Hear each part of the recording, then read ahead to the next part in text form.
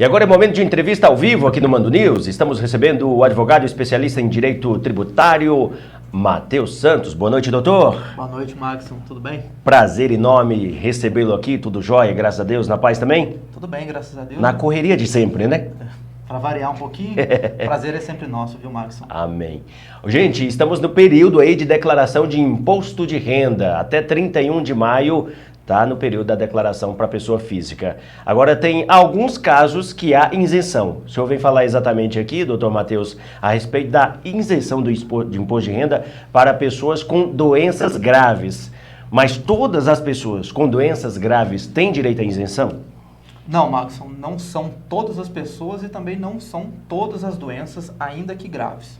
Só para fazer uma breve digressão, a isenção do imposto de renda, o que significa esse termo, né? Significa que algumas pessoas não precisam pagar o imposto de renda, mesmo que aufiram renda naquele patamar necessário para se fazer a declaração, para fazer o pagamento, enfim. Mas são aqueles rendimentos proventos de aposentadoria. Não são, por exemplo, se a pessoa ela vendeu uma casa, aquele ganho de capital não está abarcado. É tão somente relacionado à aposentadoria. Sim, então se a pessoa recebe a aposentadoria que vai ultrapassar aquele limite em 2024, que é o ano que a gente está falando do fisco, que ultrapassou aqueles 30 mil reais lá que a pessoa tem que fazer declaração de renda. Se foi via aposentadoria e ela se encaixa, ela não vai pagar o imposto. Exatamente. Mas em quais casos, então, já que não são todas as pessoas, quais casos que tem essa isenção? A lei, Maxson, ela prevê uma série de doenças. As principais são a neoplasia maligna, o que nós chamamos comumente de câncer, né?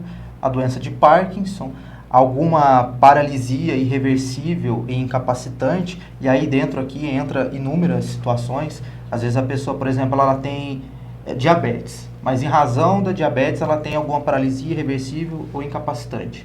E aí ela tem sim esse direito. E o que nós chamamos também de alienação mental.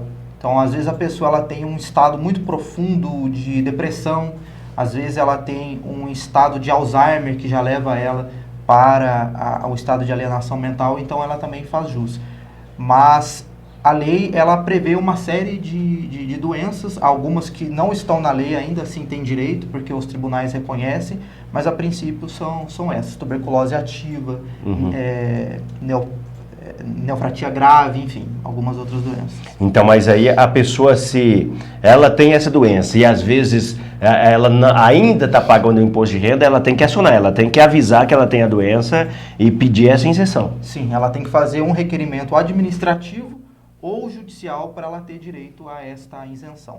Mas ainda que ela não esteja utilizando essa isenção e tenha direito, ela pode pedir retroativamente, ou seja, nos últimos 5 anos, esses valores de volta. Ah, entendi. Agora, no caso de quem está trabalhando, que a gente se a gente for falar de não caso de aposentadoria, esse caso que o senhor está falando é aposentado. Mas no caso de quem está ativo ali, recebe no patamar que ao final do ano vai ultrapassar o limite hoje, que é de 30 mil reais ali para declarar imposto de renda, tem o desconto na fonte. No caso da aposentadoria, se ela recebe ali mais de R$ 2.900, por exemplo, mensal de aposentadoria, há o desconto na fonte e ela tem que avisar também para não ter esse desconto, ou é só na época da declaração mesmo, nesse período agora? Ela tem que avisar. Na verdade, a maior parte dos casos de aposentadoria, a gente vê que o desconto é feito na fonte mesmo. Então, a pessoa ela já nem recebe esse valor que ela deveria receber inteiro. Aí, o correto é fazer o requerimento administrativo para que se pare de descontar na fonte e pegue de volta aquilo que foi descontado desde quando iniciou a doença ou dos últimos 5 anos que ela tem. Por isso essa necessidade, então. Porque se estava descontando na fonte aí da pessoa, agora que ela vai requerer, eu estou com a doença, então ela vai ter aquela restituição, seria isso? Exatamente, ela vai ter primeiro a isenção e depois a devolução do que ela pagou indevidamente. E indevidamente porque ela tinha direito à isenção. O solicitar é através desse requerimento, esse é o caminho. É um requerimento administrativo, por vezes ele é negado, e aí entra com uma ação na justiça. Ou, em alguns casos, pode ir diretamente para a justiça. Agora, essa questão de pedir retroativo, como é que funciona exatamente? É só no retroativo de quando a doença surgiu e a pessoa não percebeu ainda que tinha esse direito, seria isso? A pessoa começou a doença, ela está em tratamento há 2 anos, só agora que ela soube que ela tem direito, ao acompanhar a entrevista aqui agora, que ela está sabendo que ela tem direito a essa isenção. Ela pode pedir em relação a 2023, 22, 21?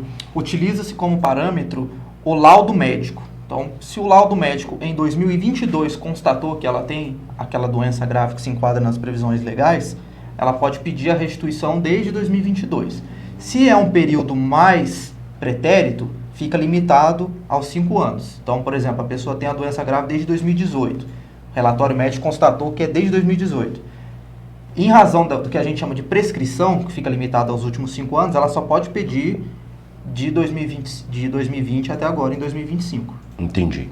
Então é preciso aí a pessoa entender os seus direitos e ter esse dinheiro, porque é um dinheiro que é da pessoa, então, a pessoa que tem a doença grave aí, e só enfatizando mais uma vez para registrar, é a doença grave mais a questão da aposentadoria, a pessoa que tem a doença grave e é aposentada. Exatamente, tem que ser aposentado. A questão da pessoa que está nativa, ela até virou discussão por um tempo no Superior Tribunal de Justiça, mas eles definiram que não, é só para quem é aposentado. Então, quem está trabalhando não faz jus a essa isenção, ainda que seja portador de doença grave. Só que aí quem está trabalhando, está na ativa, tem aquela outra questão que as pessoas sabem, mas é importante reforçar, que é a dedução dos custos com saúde. Exatamente.